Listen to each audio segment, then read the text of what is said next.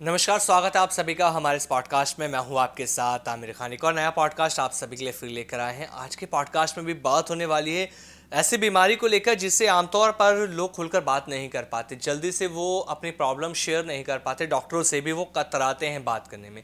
लेकिन इस पॉडकास्ट में आपको हम ऐसे जानकारियां देंगे कि आपकी जो भी परेशानियां हैं, जो प्रॉब्लम है, अगर आप फेस कर रहे हैं तो इसको आप घरेलू नुस्खों से दूर कर सकते हैं। बात करने वाले हैं इस हम पॉडकास्ट में स्पर्म क्वालिटी को लेकर। बहुत सारे लोग परेशान रहते हैं कि उनके स्पर्म की क्वालिटी ठीक नहीं है। स्पर्म मोटिलिटी पर आज हम बात करने वाले हैं कि थिकनेस की अगर हम बात करें तो वो कैसे ठीक हो सकती है। ये पॉडकास्ट बहुत काम का है आप लोगों के लिए, क्योंकि जो लोग खुलकर बात नहीं कर पाते, वो शर्माते हैं। तो यहाँ पर आपको ऐसे उपाय, ऐसे जानकारी दी जाएगी जिनके माध्यम से आप अपनी स्पर्म क्वालिटी को बेहतर कर सकते हैं। क्योंकि हमारे साथ हैं सुभाष गोयल जी, जो ऐसे घरेलू नुस्खे बताते हैं जिन्हें करने से लोगों की परेशानियां दूर होती हैं। स्वागत करते हैं गोयल साहब का। गोयल साहब, बहुत बहुत स्वागत है आपका। नमस्कार जी। आपका भी बहुत बहुत कैसे हैं आप स्वागत गोयल है साहब? जी। और जितने भी दर्शक प्रोग्राम देख रहे हैं सभी को मेरी बहुत ही प्यार भरी नमस्कार, सत श्री अकाल। गोयल साहब, आपसे मेरा सवाल पहला यही है कि बहुत सारे लोग परेशान रहते हैं स्पर्म क्वालिटी को लेकर कि उनका जो स्पर्म है वो पतला है, स्पर्म की क्वालिटी ठीक नहीं है, परेशान रहते हैं और लोग तरह तरह की दवाइयां खाते हैं, सब कुछ करते हैं, लेकिन ठीक नहीं हो पाते। तो आपसे ये जानना चाहते हैं कि क्या कारण है ऐसा कि हमारा जो स्पर्म है, जो उसकी क्वालिटी है, वो लगातार डाउन होते जा रही है लोगों की। ज़्यादातर जो लोग शराब पीते हैं या कोई भी नशा, व्यसन कोई भी है, चाहे वो तम्बाकू गुटखा ही क्यों ना हो, वो इस चीज़ पे इफेक्ट करता है। वो करता ही करता है, वो कोई माने या ना माने, ये जितना हमारे पास एक्सपीरियंस है वो होता ही होता है। और बहुत सारे लोग हैं जो अफीम वगैरह सेवन करते हैं कि हमारी एक्टिविटी अच्छी हो जाएगी, और उससे क्या होता है, उल्टा स्पर्म बिल्कुल ख़त्म होने के कगार पे आ जाता है, बच्चा पैदा करने की शक्ति खत्म हो। और दूसरी बात, खाने पीने में, अब कई लोग तो पूछो कि देसी घी खाते नहीं है। मतलब जो खाने में हमें डाइट चाहिए ना एक्चुअल, वो डाइट ना होना भी इसका एक मुख्य कारण है। और एक और बड़ी प्रॉब्लम है कि कई बार इंसान, उसको लगता है कि मैं अच्छी डाइट खा रहा हूँ या मैं कोई अच्छा सप्लीमेंट ले रहा हूँ, वो डॉक्टरों की बिना राय के कुछ ऐसी दवाइयाँ खा लेते हैं, अखबारों में पढ़ के या एडवर्टाइजमेंट देख के। लेकिन जो हम भी बताते हैं लोगों को, चाहे हम घरेलू नुस्खे भी बता जाते हैं, हम कहते हैं कि किसी अपने डॉक्टर की सलाह से करो, जो भी करो। ये ना हो कि हमने मूली बताई खाने को, आपको नहीं सूट करेगी, भाई किसी को करती, किसी को। लेकिन ये चीज़ है। अब जैसे स्पर्म की बात है, स्पर्म के लिए सबसे बेहतर, मैं तो इसका लोगों को इलाज ही बता सकता हूँ जो घर पे हो सकता है।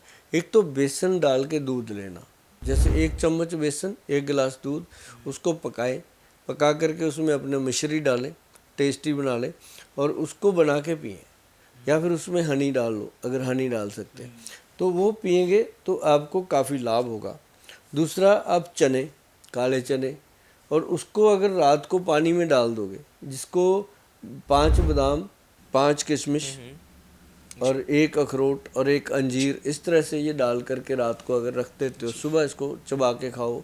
बादाम हमेशा छिलका उतार के खाओ, क्योंकि अगर छिलके समेत खाते हैं लोग तो उनको यूरिक एसिड बढ़ जाता है, दर्द होने लगता है घुटनों वगैरह, तो वो प्लेन करके खाओ। और उसके साथ ही आप जो चने हैं, सिर्फ चने, काले चने, आप पानी में भिगो के रख दो, सुबह चबा चबा के खाओ। जी गोयल साहब। भाई साहब, कमाल के रिजल्ट है। लोग बहुत सी बार कहते हैं कि बेसन वाला दूध जब हम लेते हैं तो ये गर्म होता है और ये सर्दियों में बहुत ज़्यादा फायदेमंद होता है और ये टेस्ट में भी बहुत अच्छा होता है। तो क्या सच है बेसन वाला दूध जो सर्दियों में ही बहुत ज़्यादा फायदेमंद अगर हम होता है? सीधा डालते हैं ना, तो वो कई बार उसमें गांठें बन जाती, उसको घोल करके फिर पकाओ, तो वो एक ऐसा सफल औषध बनता है, फायदा करता है। अब अगर हो सके उसमें एक चुटकी भर हल्दी, जो आपकी रसोई घर की हल्दी है, वो डाल दो, तो वो दिमाग की नसों को भी ताकत देगा। तो ये करने से कोई नुकसान नहीं होता। और तीसरी एक चीज़ और बता दूं, अगर वीरज में स्पर्म काउंट वीक है, तो आयुर्वेद में, कहने को कुछ भी कह लो, बड़ी बड़ी बातें जितनी मर्जी अपा कर, एक कौच बीज है, हाँ हाँ गोयल साहब, कौंच बीज होता है, सुना है बिल्कुल। जी जी ओनली कौच बीज। मैं कहता हूँ 1 महीना खा लो, टेस्ट करवा लो, जी। और टेस्ट करवाते ही आपके मुंह से निकलेगा थैंक यू गोयल साहब, पहुंच जाएगा मेरे पास, आप किसी भी दुनिया में रहते हो। जी। क्योंकि जब लोग थैंक यू बोलते हैं ना जी, तो हवा ही कुछ और आ जाती है, सुबह उठने का आनंद ही कुछ और होता है। तो वो लेना कैसे है, उसको एक चम्मच मुंह में डालो, उसके बाद दूध पी लो या पानी पी लो। चम्मच छोटे वाला चाहिए, ज़्यादा नहीं। और आप देखेंगे कुछ दिनों में, हाँ ज़्यादा करते हो उसके साथ ना एक वो आता है शिलाजीत ले सकते हो, वो सूर्यतापी शिलाजीत जो सूर्यतापी है ना, उसके अंदर सफ़ेद मूसली, सालब पंजा, गोक्षूरा, कई चीज़ें मिली होती हैं। जो ये कैप्सूल बनता है, जो रेजन है वो तो प्लेन ही है, शिलाजीत ही है।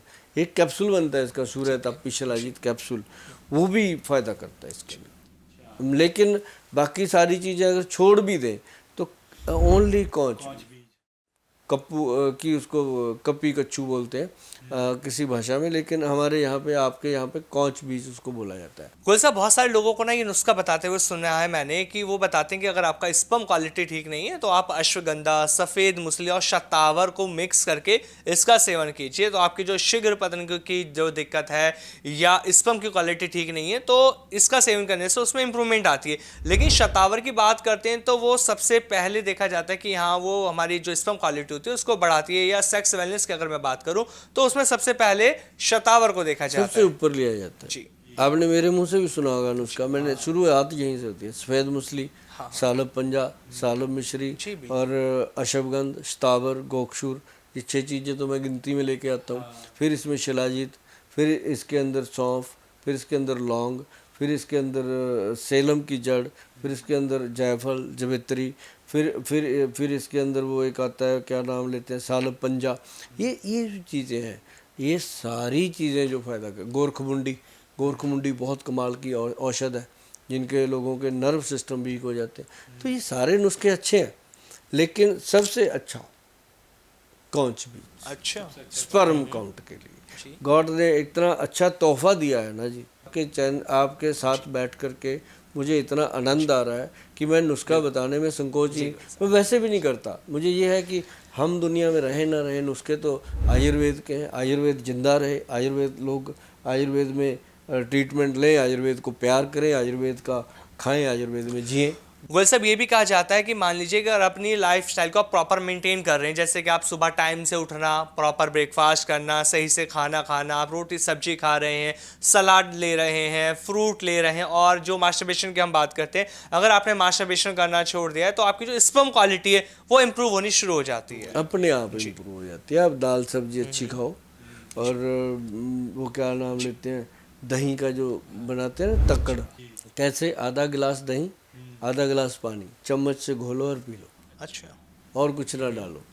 तो वो चीज़ कमाल की है। मतलब जिन लोगों को लीवर की गर्मी है, जिन लोगों को वीर्य की थिकनेस नहीं है, जो भी इस तरह की प्रॉब्लम है, दही से, अब दूध और दही का ज़मीन आसमान का फर्क। दूध के बाद दही, दूध पिता तो दही पुत्र, पिता बूढ़ा हो गया तो पुत्र और जुबान उतनी शक्ति देता है वो। मतलब वो चीज़ें, अब दही से फिर घी निकलेगा, घी को कहते हैं घी कभी, दूध अभी, है ना। तो फर्क है, तो दूध पीने से तुरंत फर्क पड़ जाता है सेहत को, दही खाने से उससे भी जल्दी फर्क पड़ता है। लेकिन देसी घी खाते रहो वो अपना टाइमली रिजल्ट देता रहता है और बूढ़े नहीं होने देता अंदर से। अच्छा गोयल साहब, मैं आपसे कुछ 5 ऐसे जड़ी बूटियों के बारे में पूछना चाहता हूं, और ये भी मैं जानना चाहूंगा कि 5 जड़ी बूटियों के बारे में जो मैं आपसे पूछ रहा हूं कि आप उसमें से नंबर 1 पे किसे रखेंगे या नंबर 5 पे किसे रखना चाहेंगे, स्पर्म क्वालिटी जिससे इंप्रूव हो जाए। तो बताइए आप सबसे पहले कि आप नंबर 1 पे कौन सी जड़ी बूटी को बताते हैं। मैं आपको बताता हूँ जी। यदि सबसे बेहतर चीज़ लेनी है, 5 चीज़ें अगर आप मांग रहे हो, तो उसमें सबसे बेहतर चीज़ जो है वो है अश्वगंधा जी। सबसे ऊपर अश्वगंधा का नाम आएगा, फिर आएगा शतावर जी, फिर आएगा शिलाजीत, फिर आएगा सफ़ेद मूसली, फिर आएगा कौच बीज। ये जो चीज़ें हैं ये अपने आप में एक मस्त जड़ी बूटियां हैं। उसके बाद फिर बहुत है, ऐसे तो 30-40 जड़ी बूटियां डाल के बनती हैं चीज़ें, लेकिन ये 5 अगर मिल जाएं आपको, पांचों ही अगर आप यूज़ कर लेते हो तब भी सफिशिएंट। अच्छा, सबसे पहले अश्वगंधा है, लेकिन जब लोग लेकर आते हैं तो सबसे पहले वो सफेद मूसली गोयल साहब लेकर आते हैं। और बहुत सी बार ऐसा होता है जब कोई व्यक्ति पंसारी की दुकान पे सफेद मूसली लेने जाता है तो पंसारी वाला उस व्यक्ति को इस तरह से देखता है कि भाई ये सफेद मूसली किस लिए ले रहे हो। तो यही मैं आपसे जानना चाहता हूँ कि सफेद मूसली किन लोगों को लेनी चाहिए, किन्हें इनका सेवन करना चाहिए। सफ़ेद मूसली का जो है वो उनको कम खानी चाहिए जिनको कोई भी हार्ट डिसीज़ है, जी उनको कम खानी चाहिए। अदरवाइज हार्ट डिजीज़ वाले जो लोग हैं उनको अश्वगंध बहुत अच्छी रहती है, शतावर अच्छा रहता है, शिलाजीत ठीक रहती है, ये सारी चीज़ें ठीक है। किन लोगों को अश्वगंधा का सेवन नहीं करना अश्वगंधा चाहिए। सभी को खाना चाहिए। अच्छा। कोई ऐसा इंसान नहीं है जिसको नहीं खाना चाहिए, लेकिन मात्रा कम ज़्यादा हो और वैद्य की सलाह से लेना चाहिए कि हफ्ते में 2 दिन खाना है, रोज़ खाना है, चम्मच खाना है, आधा चम्मच खाना है। ये तासीर के अकॉर्डिंग कौन कितना खा सकता है, तो ये अगर लगातार खाया जाए तो कोई दिक्कत नहीं है। हाँ, ये कई बार लोगों के ये बीपी को बढ़ा देता है, गर्मी कर देता है। तो अगर वो 2 दिन छोड़ दें हफ्ते में, जैसे थर्सडे को नहीं खाना भाई, संडे को नहीं खाना, बाकी दिन खा लिया, और चम्मच छोटा रखें, जैसे जैसे बॉडी सर्वाइव कर रही है, बॉडी उसको झेल रही है, उसको बढ़ा दीजिए। अच्छा, मतलब पहले कम से कम डोज से हमें शुरू करना चाहिए, उसके बाद धीरे धीरे हमें उस डोज को बढ़ाना चाहिए कि किस तरह से वो असर कर रहा है उसके हिसाब से हमें अपनी डोज को बढ़ा देना चाहिए। अब जैसे कौच बीज है, वो आधा चम्मच ले ले, कोई दिक्कत नहीं है, उसने तो जाके अंदर ब्लड में से बीरिया को थिक करना है। लेकिन अश्वगंध जो है वो अपने नर्व सिस्टम को स्ट्रॉन्ग करता है, नाड़ी तंत्र को अब जैसे पार्किंसन के प्रॉब्लम होते हैं उनमें भी अश्वगंध ही है, सभी में दिया जाता है। गोयल साहब, शीला जीते क्या ये सप्त धातु को मजबूत करती है? करती है जी। शिलाजीत भी करती है, सफ़ेद मूसली भी करती है। अच्छा, तो इसलिए ये हर बीमारी में फायदेमंद मानी जाती है। और एक सालब मिश्री है, जी। वो सफ़ेद मूसली के भी ऊपर है। सालब मिश्री है, सालब पंजा है, जो पंजा है ना वो उसी का दूसरा वर्जन होता है सालब मिश्री, उसी का सेम। वो पंजा निकल जाता है, उसी में से वो निकलता है, तो वो मतलब पंजे से ज़्यादा सालब मिश्री का। आप वीडियो देख रहे हो, आपने नुस्खे पूछे, मैंने बता दिए, आप डिस्कस करने के लायक हो गए कि आप जिस वैद्य के पास जाओ या पंसारी के पास जाओ, आपके पास इतने सवाल जवाब हो गए हैं कि आप बात कर सको। तो सामने वाले को पता चलेगा कि इसको नॉलेज है थोड़ी बहुत, तो आपको अच्छे से देगा। तो ये चीज़ें आजमा के देखो और खाओगे और थैंक यू बोलोगे, ये बात है। बिल्कुल गोयल साहब, जिस तरह से आज जो हमने बात करी है ना स्पर्म क्वालिटी को लेकर, बहुत अच्छी तो आपने जानकारी दी और घरेलू नुस्खे भी आपने बताए। लेकिन मैं लोगों से ये कहना चाहूँगा कि अगर ये प्रॉब्लम है, उनको लगता है कि उनका स्पर्म क्वालिटी ठीक नहीं है, थिकनेस उनकी अच्छी नहीं है, मोर्टेलिटी को लेकर वो परेशान रहते हैं, तो सबसे पहले तो उन्हें अपना खान पान सुधारना होगा। क्योंकि खान पान सुधारेंगे तो ऑटोमेटिकली चीज़ें सुधरनी ठीक हो जाती है। क्योंकि आयुर्वेद कहता है अगर आपका खान पान ठीक है, आपका लाइफस्टाइल अच्छा है, तो बीमारियाँ खुद ब खुद आपके शरीर से दूर होनी शुरू हो जाती हैं। और स्पर्म क्वालिटी की जो प्रॉब्लम है वो भी आपकी बेहतर होगी अगर आपकी संगत अच्छी है, आपका खान पान अच्छा है, प्रॉपर एक्सरसाइज आप लोग करते हैं, प्रॉपर आप नींद लेते हैं, तो आपकी जो प्रॉब्लम है वो ठीक होनी शुरू हो जाती है। बहुत बहुत धन्यवाद गोयल साहब, आपने इतनी अच्छी जानकारी इस पॉडकास्ट में दी और लोगों को लगातार जो हम घरेलू नुस्खे बता रहे हैं उन्हें बहुत पसंद आते हैं और उनके लिए बहुत ज़्यादा लाभदायक वो हो रहे हैं। बहुत बहुत धन्यवाद आपका। नमस्कार गोयल साहब।